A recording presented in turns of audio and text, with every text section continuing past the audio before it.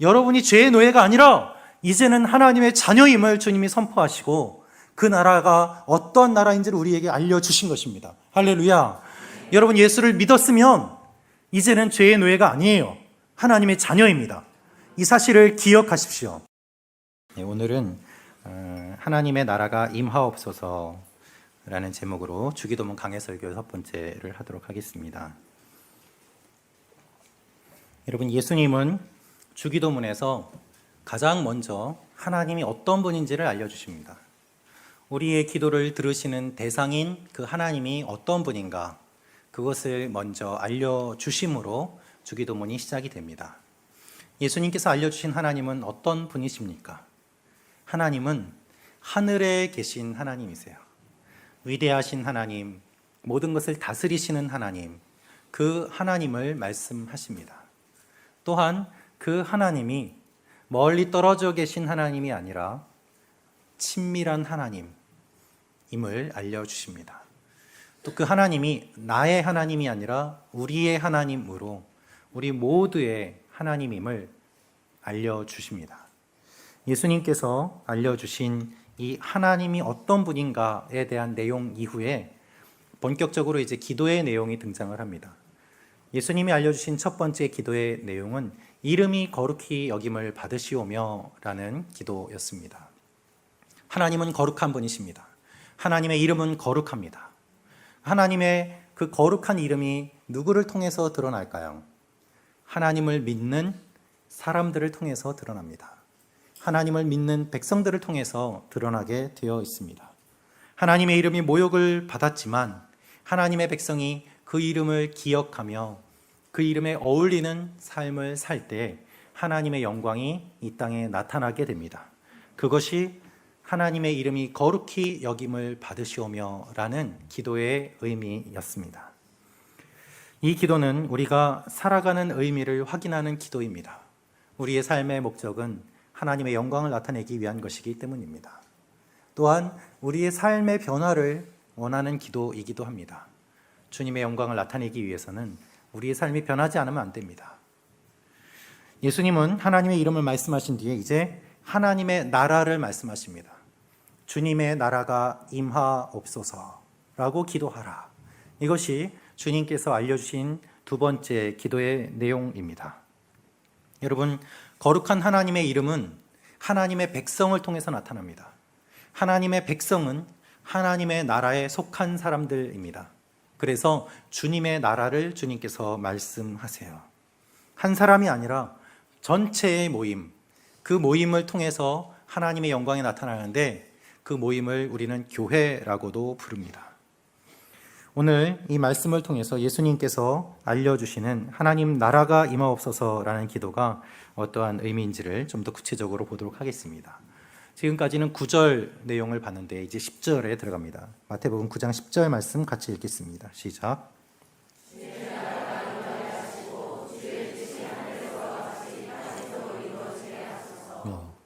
주의 나라가 임하게 하시고. 여러분, 우리는 영적 전쟁을 하고 있습니다. 중간은 없어요. 우리는 영적 전쟁의 한가운데 있는 사람들입니다. 영적 싸움, 영적 전쟁, 이것은 무엇을 위한 싸움입니까? 하나님의 나라를 위한 싸움입니다. 하나님의 나라가 넓어지고 하나님의 주권을 회복하기 위한 싸움이 바로 영적 전쟁입니다. 여러분, 우리는 눈에 보이는 대상하고 싸우는 것이 아니에요. 눈에 보이는 존재하고 싸울 필요가 없습니다. 모든 사람과 화평해야 됩니다. 우리가 싸울 대상은 누굽니까? 눈에 보이지 않는 공중의 권세 잡은 세력들입니다. 마귀의 나라, 사탄의 권력이 우리를 사로잡고 있음을 성경은 말하고 있습니다. 예수님은 주의 나라라고 말씀하고 계세요. 주님의 나라가 임하옵소서, 주님의 나라가 오시기를 기도해라. 원어를 보니까 이 원어를 어떻게 해석할 수 있는가? 원어는 바로 그 나라가 오기를 기도하라 라고 말씀하고 계세요. 바로 그 나라가 오기를 기도해라. 원어는 하나님이라는 말이 없습니다. 주님이라는 말이 없습니다. 바로 그 나라가 오기를 기도하라 라고 말씀하고 계실 뿐입니다. 왜 그럴까요? 이 마태복음은 대상이 유대인들이었기 때문입니다. 유대인들은 하나님의 이름을 매우 거룩하게 여겼습니다. 입에 담지도 못했습니다. 주님이라고 부르는 것조차 매우 감당하기 힘든 것이 유대인들이 지금까지 지켜왔던 하나님의 이름입니다. 그래서 예수님께서는 하나님의 나라라고 말씀 안 하시고 바로 그 나라라고 말씀하십니다. 직접적으로 표현하진 않지만 이렇게 표현해도 유대인들은 다 알아들었기 때문입니다. 그런데 주님께서 말씀하시는 이 나라, 그 나라를 말씀하실 때에 유대인들은 어떠한 생각으로 그 나라를 들었을까요? 여러분, 지금 유대인은 나라가 없습니다. 나라를 빼앗겼어요. 나라가 없이 지낸 지 너무 오랜 시간이 지났습니다. 로마의 지배를 받고 있고 그리고 힘든 상황 가운데 하루하루를 보내고 있습니다. 여러분, 나라가 없는 사람들에게 필요한 것은 무엇일까요? 나라입니다. 나라가 없는 사람들이 가장 원하는 것은 무엇입니까? 나라를 만드는 것입니다. 그것을 우리는 너무나도 잘 알고 있지 않습니까? 나라가 없어진다면 어떤 일이 일어나는지 우리는 너무나도 잘 알고 있습니다. 유대인들은 나라를 잃은 채 지금 살고 있습니다. 그들이 가장 원하는 것은 무엇일까요? 바로 나라입니다. 독립이죠. 하나님의 나라라는 이야기를 들었을 때 유대인들은 잃어버린 나라를 회복할 것을 꿈꾸었습니다. 그들에게 있어서 예수님의 이 나라가 임하옵시며 라는 메시지는 매우 강력한 메시지고 또한 필요한 메시지고 잊을 수 없는 메시지였던 것입니다. 그들의 만족을 채워주는 메시지였습니다. 그러나 예수님이 말씀하시는 그 나라와 유대인들이 생각하는 나라가 너무나도 달랐음을 성경은 분명히 말씀하고 있습니다. 유대인들은 눈에 보이는 나라를 원했죠. 예수님은 이 세상의 모든 것을 다스리시는 하나님의 나라를 말씀하셨습니다. 여러분, 나라를 구성하기 위해서는 세 가지 요소가 필요하죠. 잘 아실 것입니다. 첫째는 땅이 필요합니다. 두 번째는 백성이 필요합니다. 사람이 필요합니다. 세 번째 필요한 것이 무엇입니까? 주권입니다. 어제까지만 해도 그 나라가 있었는데 나라를 잃어버렸다는, 나라가 망했다는 의미는 무엇입니까? 땅이 없어졌다는 의미가 아닙니다. 백성이 다 사라졌다는 의미가 아닙니다. 뭐가 사라졌습니까? 주권이 사라졌어요. 주인이 바뀌었어요. 리더가 바뀌었어요. 주권이 바뀌었어요. 그 결과 나라를 잃게 되고, 나라를 잃으니 그 나라의 모든 것을 빼앗기게 되고, 그리고 사람들은 노예가 되는 일들이 일어났습니다. 식민지가 되고 그것을 지배하는 그 사람들에 의해서 그 모든 나라의 것들이 좌우되는 일들이 일어났던 것입니다. 지금 유대인들이 그러한 상황 가운데 처하게 되었습니다. 그렇게 오랜 시간 동안 필요했습니다. 이스라엘은 주권이 없습니다. 왕이 없습니다. 군대가 없습니다. 그들은 자신의 힘으로 할 수 있는 것이 아무것도 없어요. 땅도 여전히 있고 사람도 여전히 있는데 무엇 때문에 그들이 힘들게 지내고 있습니까? 주권이 없기 때문이에요. 주권이 바뀌었기 때문이에요. 이스라엘은 하나님의 주권 가운데 이루어져 왔던 나라입니다. 그런데 그들이 하나님의 주권을 무시하고 여러 이방 왕들을 의지하기 시작했습니다. 자신들의 힘을 의지하고 하나님을 떠났습니다. 그 결과 눈에 보이는 나라도 잃어버리게 되고 오랜 시간 동안 여러 민족의 지배를 받는 그런 아픈 역사를 갖고 있었던 것입니다. 그들이 꿈꾸었던 나라는 이 모든 지배에서 해방되어서 자유롭게 되는 나라, 우리들끼리의 그 나라를 그들은 간절하게 원했습니다. 그들이 꿈꾸는 가장 좋은 나라는 어떤 나라였을까요? 바로 이스라엘 역사 중에 가장 강대했던 시기, 즉 다윗이 다스렸던 그 나라가 그들이 꿈꿔왔던 가장 좋은 나라의 모델이었습니다. 따라서 지금 나라를 잃어버린 그들에게 메시아가 온다는 것은 새로운 나라를 이루는 그 지도자가 온다는 의미이기도 했고, 그 지도자는 당연히 다윗보다 강해야만 했고 또한 다윗의 후손이어야만 했습니다. 그래서 그들은 다윗의 자손 중에서 메시아가 올 것이라고 기대하고 자신들의 강한 나라를 이룰 것을 꿈꾸었던 것입니다. 예수님이 예루살렘 성에 입성하실 때 사람들이 크게 외쳤습니다. 호산나, 호산나. 호산나라는 의미는 지금 우리를 구하소서라는 의미예요. 예수님이 기적을 일으키고 하나님의 말씀을 가르치는 것을 듣고 사람들은 이분이야말로 우리를 독립시켜줄 메시아다라고 생각했습니다. 그래서 호산나 호산나 외쳤고 또한 다윗의 자손이여라고 외쳤던 것입니다. 그들이 꿈꿔왔던 나라는 하나님의 나라지만 주님이 말씀하신 그 나라가 아니라 눈에 보이는 강력한 자신들만의 나라였습니다. 문제는 지금 나라가 없다는 것이죠. 나라는 꿈꾸었지만 지금 나라가 없습니다. 유대인들은 자신들의 힘으로 그 나라를 세우려고 노력도 해봤습니다. 그래서 열심히 있는 사람들이 모여서 군사훈련을 하고 로마에 대항하는 일도 했습니다. 그런데 결국에는 로마의 압제를 받고 모두 가담했던 사람들이 다 사형에 처해지는 일들을 겪게 되면서 그 세력이 약해지고 독립에 대한 꿈을 다시 한번 잃어버리게 되었습니다. 그 남아있는 몇몇 사람들이 모여서 만든 그룹이 있는데 그 그룹이 열심당이었습니다. 이들은 항상 칼을 품에 품고 다니면서 로마에 관계되어 있는 사람들, 지도층들을 만나면 그 칼로 테러를 하는 그러한 사람들이었어요.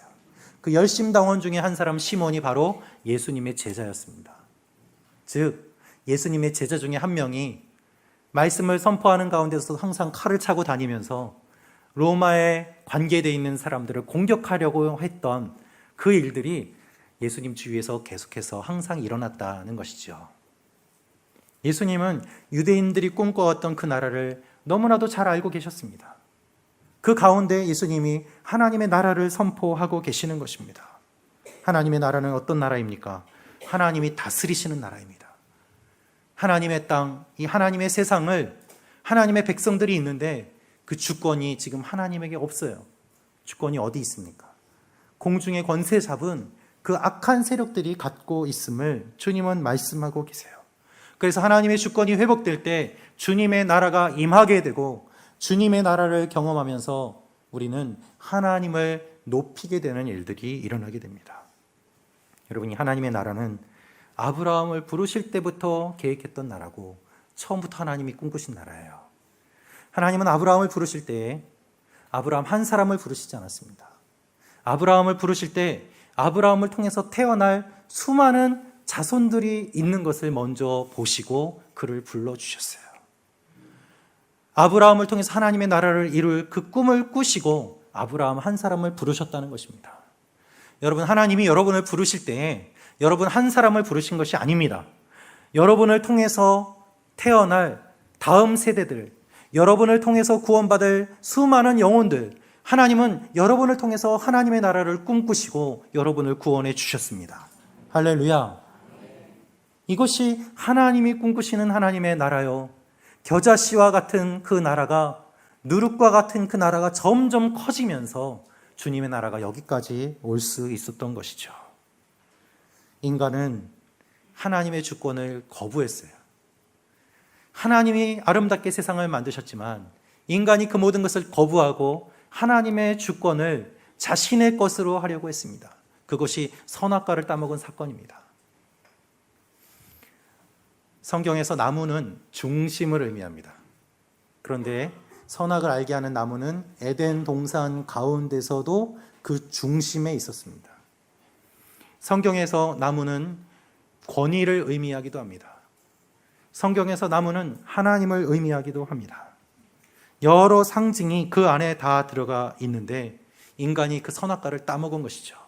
그것은 주권이 바뀌었다, 하나님을 인정하지 않는다, 하나님을 거부하다라는 다양한 의미가 담겨 있는 사건이었습니다. 그런데 이 다양한 의미를 한마디로 이야기하면 죄예요. 죄의 특징은 하나님을 거부합니다. 죄의 특징은 내가 주권자가 되려갑니다. 죄의 특징은 무엇입니까? 자신이 중심이 되는 것이죠. 자신이 권력을 갖습니다.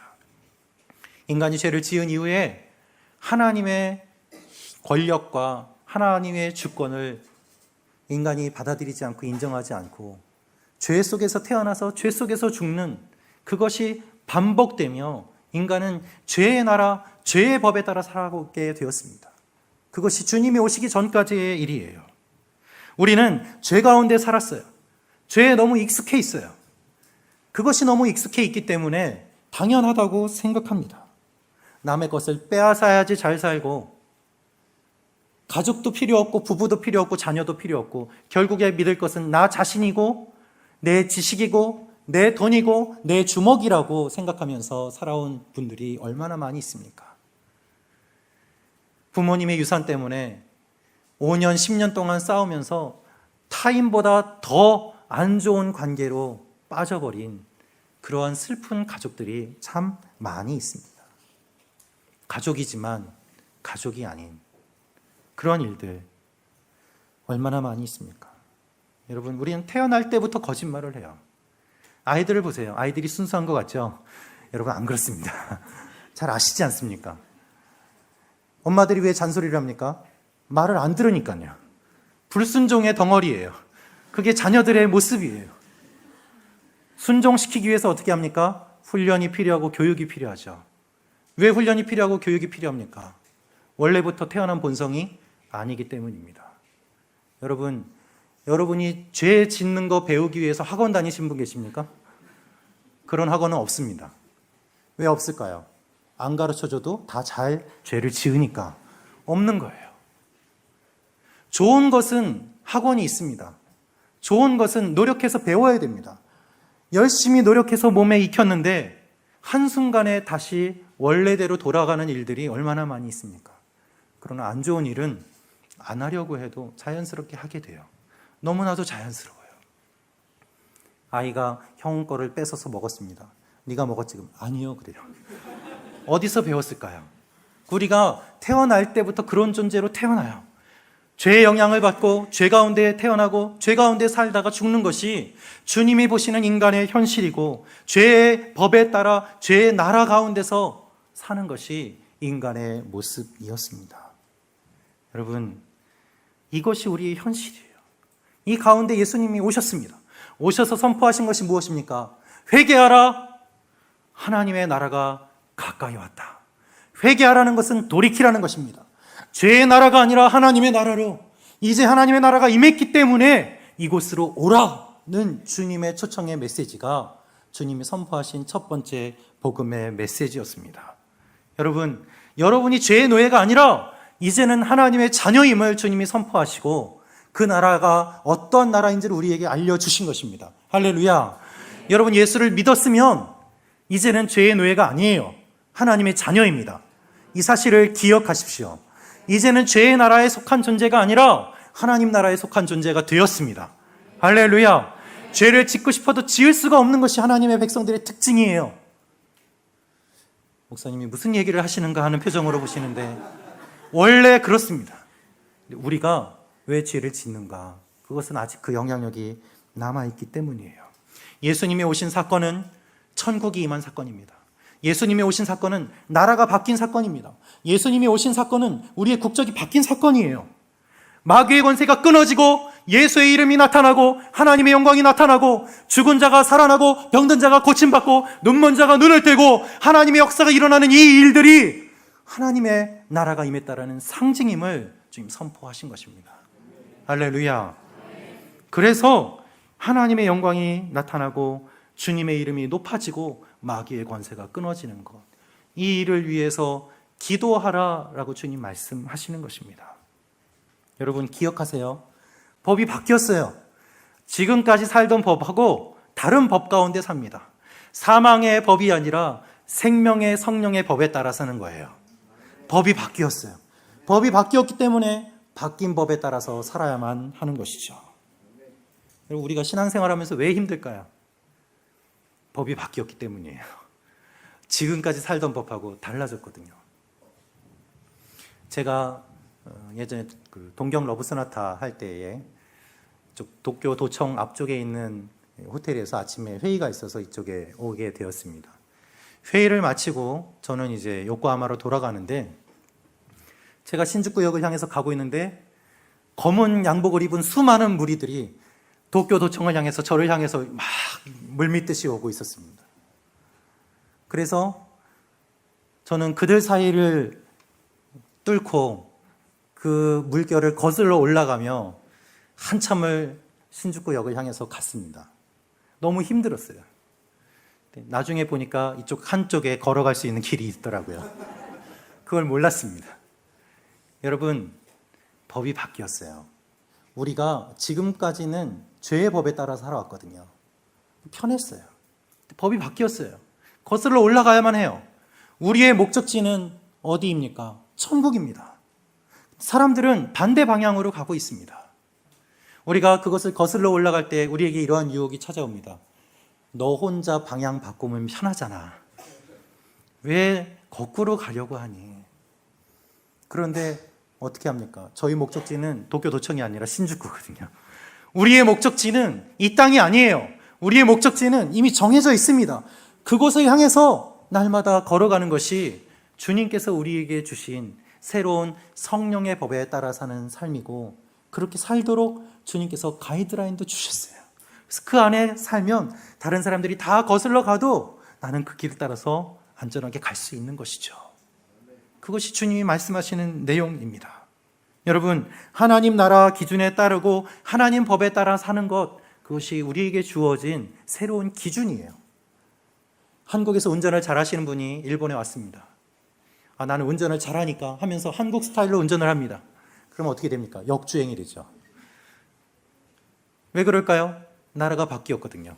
법이 다르거든요. 일본에서 운전하다 한국 가도 역시 마찬가지입니다. 나라가 다르고 법이 다르기 때문에 그곳에 맞추어서 지내야 됩니다. 지금까지 우리는 죄의 법에 따라 살아왔어요.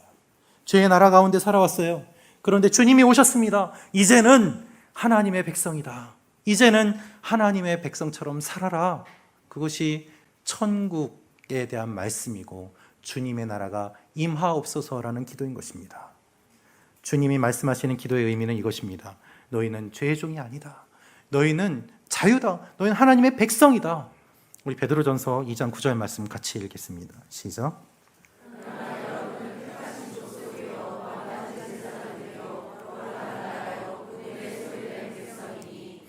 이는 여러분을 어두움에서 불러내어 그분의 놀라운 빛으로 들어가게 하신 분의 덕을 선포하게 하신 것입니다. 아멘. 여러분 기억하십시오. 법이 바뀌었습니다. 법에 바뀌었음을 기억하시고 하나님의 백성으로 살라. 이것이 예수님이 알려주신 내용이고, 그렇게 이렇게 부름받은 사람들, 그들을 크리스찬이라고 부르는 것이죠. 여러분은 죄의 종이 아니에요. 예수님을 믿으면 하나님의 자녀가 됩니다. 할렐루야. 아직 예수님 믿지 않으시는 분들, 이 사실을 기억하시고 주님을 믿으시기를 축원합니다. 예수님을 믿으면 구원 받습니다. 예수님을 믿으면 영생을 얻습니다. 예수님을 믿으면 새로운 일들이 일어납니다. 그것이 주님께서 우리에게 주신 복음이에요. 여러분, 한 나라의 국민이면 외모와 관계없이, 재산과 관계없이, 학력과 관계없이 그 나라의 백성입니다. 못생겼다고 국적을 빼앗는 일은 없습니다. 그렇지 않습니까? 하나님 나라의 백성이 되었으면 우리의 상황과 환경에 관계없이 우리는 여전히 천국에 속한 사람들이에요. 내가 때로는 넘어지고 죄를 짓기도 하지만 이미 죄의 근본적인 문제는 해결되고 주님께서 구원하신 그 구원이 우리에게 주어졌기 때문에 목욕을 다시 할 필요 없이 발만 씻으면 되는 거예요. 주님의 자녀로서 다시 일어나고 다시 일어나고 다시 일어나서 하나님의 법에 따르는 훈련을 하면 하나님의 영광이 우리를 통해서 나타나는 것입니다. 주님의 나라는 세 가지 의미가 있습니다. 그것은 과거와 현재와 미래의 의미입니다. 예수님이 이 땅에 오셔서 천국이 임하였다고 선포하셨습니다. 천국이 임했습니다. 그리고 우리가 천국이 어떠한 곳인지를 주님이 이미 알려주셨습니다. 그것을 믿고 구원받은 사람들은 현재 천국 백성으로 살아가는 삶이 펼쳐집니다. 그래서 우리의 현재의 삶에 천국을 맛보고 이것이 계속해서 진행되는 가운데 우리가 이 땅을 떠날 때 영원한 그 나라에 들어가서 주님과 함께 하는 것입니다. 여러분, 예수님을 믿으면 이 땅에서 천국을 경험할 수 있습니다. 그 모델로 주님께서 주신 것이 가정과 교회예요. 가정이 왜 생겨났는지 아십니까? 여러분, 두 사람이 좋아서 가정을 만든 것이 아닙니다. 하나님은 천국을 가정에서 경험하도록 한 남자와 한 여자를 불러주셨습니다. 교회가 왜 생겼는지 아십니까? 교회는 하나님의 나라를 보여주는 모델입니다. 가정은 교회 같아야 되고 교회는 가정 같아야 되는 이유가 그것입니다. 가정과 교회에서 천국을 경험하지 못한다면 어디에서도 천국을 경험할 수 없습니다. 이것을 사탄이 너무나도 잘 알기 때문에 가정과 교회를 공격하는 것입니다. 가정이 깨어지고 이혼하고 가정에 학대가 일어나고 폭력이 있고 서로 미워하고 조롱하는 것들, 가정이 천국을 경험하는 장소가 아니라 마치 지옥과 같아서 하루라도 빨리 탈출하고자 하는 그러한 마음으로 살아가는 사람들이 얼마나 많이 있습니까? 교회가 천국을 경험하는 곳이 아니라 지옥과 같은 그러한 경험을 하게 되는 슬픈 일들이 얼마나 많이 일어나고 있습니까? 그래서 교회와 가정에서 천국을 경험하지 못하면 눈에 보이지 않는 그 천국에 대한 소망도 우리에게 주어지지 않고, 그것이 천국이라면 차라리 안 가겠다는 마음으로 하나님을 떠나서 계속해서 멀어지게 되는 것입니다. 여러분, 주님께서 알려주시는 기도는 예수님을 통해서 천국이 임하였고 그 천국의 삶을 살고 천국을 소망하라는 그러한 의미이기도 합니다. 이것을 린다 컴이라는 분은 다음과 같이 말하고 있습니다. 하나님 나라의 삶을 살고 하나님 나라가 되는 것, 그것이 그분의 명령을 이루는 일이다 라고 말입니다. 그래서 여러분, 우리는 우리 아버지 하나님께 기도하며 함께 천국을 꿈꾸며 함께 천국을 만들어가는 것, 그것이 주님이 우리를 부르신 의미예요. 하나님의 법대로 사는 게 얼마나 힘듭니까? 여러분, 한 주간 힘들게 지내다 오셨지 않습니까? 주일에 한번 와서 하나님 말씀 듣고 위로받고 힘을 얻으려고 하는데 한 주 동안 너무 피곤해서 여기에 앉으면 졸 수밖에 없고 부족하게 왔다가 그냥 돌아가며 하나님 앞에 눈물을 흘리는 일들이 얼마나 많이 있습니까? 그 일이 왜 일어납니까? 이 세상에서 우리가 천국을 경험하지 못하기 때문 아니겠습니까? 여러분, 여기에 와서 천국을 경험하고 주님의 백성들이 서로 사랑함으로 천국을 경험하고 여러분의 가정에서 천국을 경험하는 것이 주님이 기도하라는 의미인 것이죠. 그렇게 서로 응원하고 세워줄 때 그것이 아름다운 교회와 가정이 되고 주님은 그 일들을 통해서 하나님의 나라를 점점 넓혀 가시는 것입니다. 여러분, 마지막 때가 되면은요, 교회가 필요 없어요. 교회가 사라집니다. 교회가 천국이 되고 천국이 교회가 되기 때문이에요. 여러분, 천국은 무엇입니까? 천국은 하나님의 주권이 임하는 곳입니다. 다른 것들이 주관하는 것이 아니라 하나님께서 다스리시는 나라, 그것이 천국입니다. 모든 죄의 영향력이 다 끊어지고 하나님의 일들이 나타나기를 주님께서 원하십니다. 이 일이 어떻게 가능합니까? 기도로 가능해요. 여러분, 죄는요, 너무 힘이 강합니다. 그래서 우리 힘으로는 벗어나질 못해요. 중력이 너무 강하기 때문에 그 중력을 더 이길 강한 힘이 있어야 지구의 중력을 벗어나서 우주로 나갈 수 있는 것처럼, 그래서 그 로켓에 많은 연료를 싣고 하늘로 높이 올라가는 것처럼 우리의 힘만으로는 이 죄의 능력, 죄의 힘에서 벗어날 수가 없어요. 이것을 더 강한 힘으로 끊지 않으면 안 됩니다. 그것이 어떻게 가능합니까? 예수 그리스도의 능력이고 그 능력은 기도를 통해서 얻을 수 있습니다. 그래서 주님의 나라가 임하옵소서라는 기도는 이 세상을 다스리고 있는 세상의 권세가 끊어지고 하나님의 나라가 임하도록 더 강한 힘을 원하며 그 힘으로, 사랑의 힘으로 죽음을 이기는 하나님의 백성들의 기도가 되는 것이죠. 이것이 주기도문에서 기도하라고 알려주시는 것입니다. 그렇게 기도할 때 보이지 않는 것들이 보이게 되고 들리지 않던 것들이 들리게 되고 지금까지 저 사람이 너무 미웠는데 사랑할 수밖에 없는 존재로 바뀌게 돼요. 저희가 지금 1:1 양육자반을 하고 있습니다. 어저께 강의 가운데 어떤 한 분이 귀한 간증을 해주셨어요. 변화된 모습을 서로 나눌 때에 회사에서 주위에 미운 사람이 있었는데 이젠 밉지가 않대요. 오히려 불쌍하고 긍휼한 마음이 든다는 간증을 해주셨습니다. 여러분 어떻게 가능합니까? 기도로 가능합니다. 그를 위해서 기도할 때, 주님의 뜻대로 기도할 때 우리의 마음이 변화되며 미워할 수밖에 없는 사람이 불쌍하게 보이게 되고 그를 위해 눈물을 흘리게 되고 그를 품어주며 세상에 알 수 없는 놀라운 영적인 능력으로 지금까지 붙잡고 있던 죄의 능력이 사라지게 되는 것입니다. 전도는 무엇입니까? 주님의 나라가 확장되는 것입니다. 선교는 무엇입니까? 주님의 나라가 확장되는 것입니다. 주님께서 더 많은 사람들을 다스리시고 주님의 뜻에 맞게 모든 것들을 이루어 가시는 것, 그것이 주님의 나라가 임하옵소서라는 기도인 것입니다. 여러분의 가정이 주님의 나라가 임하는 가정이 되기를 축원합니다. 싸우지 마세요. 좀 착하게 사세요. 그것은 주님의 이름을 기억할 때 가능하고 기도할 때 가능하고 서로 사랑할 때 가능해요. 그렇게 주님의 나라가 임하는 가정, 주님의 나라가 임하는 교회, 그것을 통해서 주님의 나라가 점점 확장되는 것이죠. 여러분을 통해서 그런 일들이 일어나기를 주님의 이름으로 축원합니다. 하나님이 여러분을 사랑하십니다. 우리 함께 같이 기도하겠습니다.